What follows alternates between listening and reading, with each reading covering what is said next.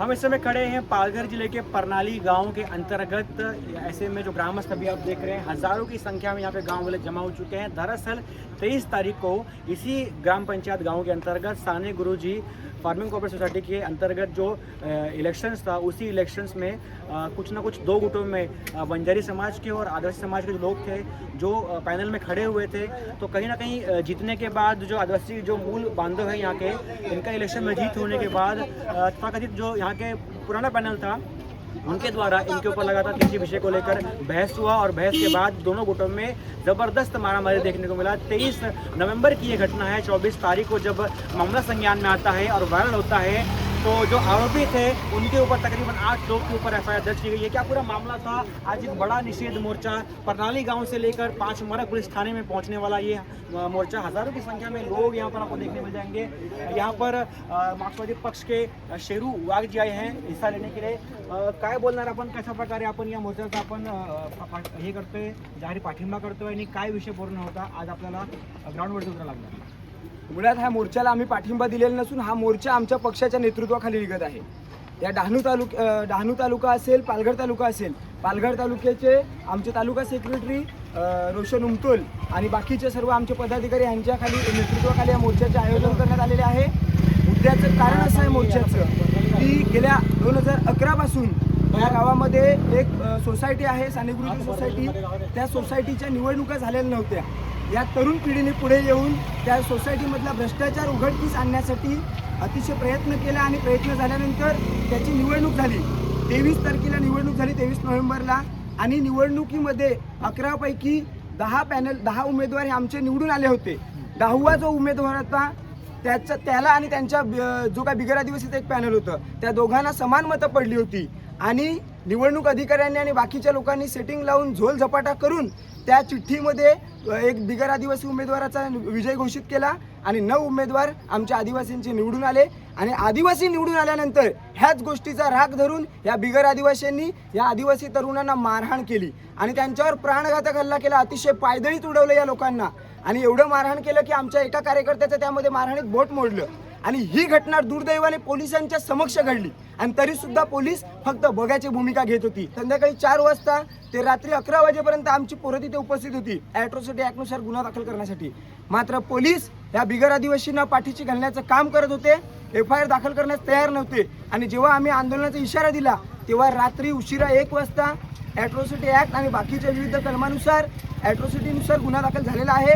मात्र एफआयआर झाल्यानंतर सुद्धा आरोपी पोलीस स्टेशनमध्ये खुर्चीवर बसलेले होते आणि त्यांना एफआयआर झाल्यानंतर त्यांना पोलिसांनी पाठीशी घालत त्यांना मोकाट सोडण्याचं काम केलेलं आहे। आणि म्हणून आम्ही संबंध इथल्या आदिवासी जनतेला आणि बाकीच्या सर्व बिगर आदिवासी जनतेला आवाहन करतोय की आमच्या कुठल्याही जातीपातीच्या विरोधात लढाई नाही, परंतु जर आमच्यासोबत कोणी जातीभेद करत असेल, फक्त आदिवासी समाजाला निवडणुकीपर्यंत वापर करत असेल, तर आम्ही सुद्धा आता सुशिक्षित मुलं आहेत, आम्ही हे सहन करून घेणार नाही। हे इलेक्शन आता आमच्या ग्रामस्थांनी तडजोडी करून हे इलेक्शन आता ठेवलेलं। इलेक्शन झाल्यानंतर आमचा आदिवासी समाज कुठेतरी निवडून आल्यानंतर ह्यांचा भ्रष्टाचार कुठेतरी बाहेर निघणार होता। त्याकरता त्यांनी कुठेतरी ह्यांना दबावाखाली ठेवू, मारहाण करू। आमच्या समाजाला 11 पैकी 9 उमेदवार निवडून आले, त्यांना ते पचलं नाही।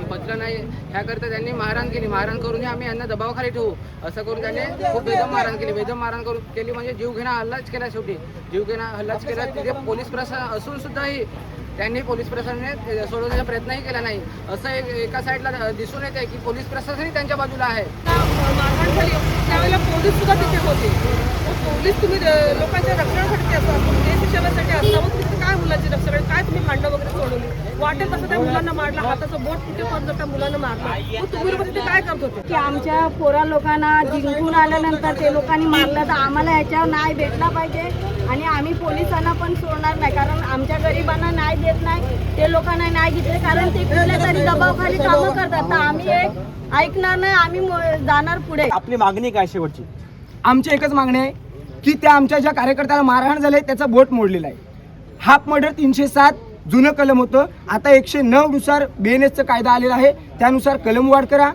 4 दिवसापासून आमचा कार्यकर्ता दवाखान्यामध्ये ॲडमिट होता, एकही पोलीस तिथे बघायला गेला नाही, कुठल्या राजकीय पक्षाचा माणूस बघायला गेला नाही। मात्र निवडणुकांना तुम्हाला आदिवासींची आठवण पडते, त्यानंतर आदिवासी पाड्यांमध्ये पोलीस प्रोटेक्शन द्या, या महिलांना, ह्या ज्या मोठ्या प्रमाणात महिला आहेत, मुलं असतील, तरुण असतील, ही कुठेतरी राजकारणामध्ये सक्रिय होत आहेत आणि राजकारणामध्ये सक्रिय झाल्यानंतर बिगर पैशाने जेव्हा 11 पैकी 9 आदिवासी तरुण निवडून येत आहेत स्वतःच्या ताकदीवर, आणि तेव्हा बिगर आदिवासी लोकांना हे दिसत बघवत नाही आणि त्यांना मारहाण करतात. तर त्यांच्या आया, त्यांच्या बहिणी, त्यांच्या बायका सांगतात की बाबा रे राजकारण सोडणं, घरात बस. मग आमच्या पोरांनी काय आयुष्यभर यांच्या मागे झेंडेच मिरवायचे? आमच्या पोरांनी कधी माईक पकडायचं? ही भीती मनातली दूर करण्यासाठी आम्ही संघटित झालोय आणि आम्ही रस्त्यावर उतरले आहोत. जर आम्हाला न्याय मिळाला नाही तर हे फक्त एक आंदोलनाचा इशारा आहे.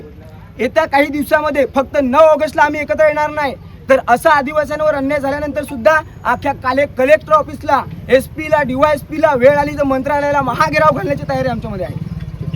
तो ऐसे में लाल बावटा के हजारों कार्यकर्ता आपको देखने मिल जाएंगे। विषय एक ही है कि साने गुरुजी सोसाइटी में जो इलेक्शंस हुआ था, उस इलेक्शन में लगातार एक ही पैनल गैर आदिवासी पिछले निरंतर कई वर्षों से एक ही बॉडी थी, उसी बॉडी को विरोध करने के लिए एक नए पैनल हैं जो कि आदिवासी समाज से बिलोंग करते हैं।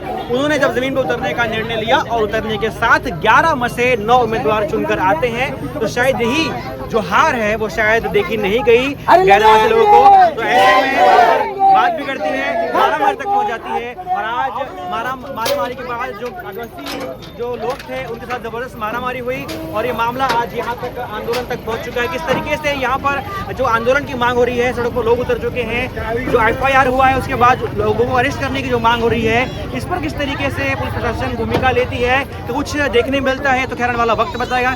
क्या है आपकी निजी राय? कमेंट बॉक्स में लिख के बताइए। इस वीडियो को शेयर करिए और देखते रहिए न्यूज़।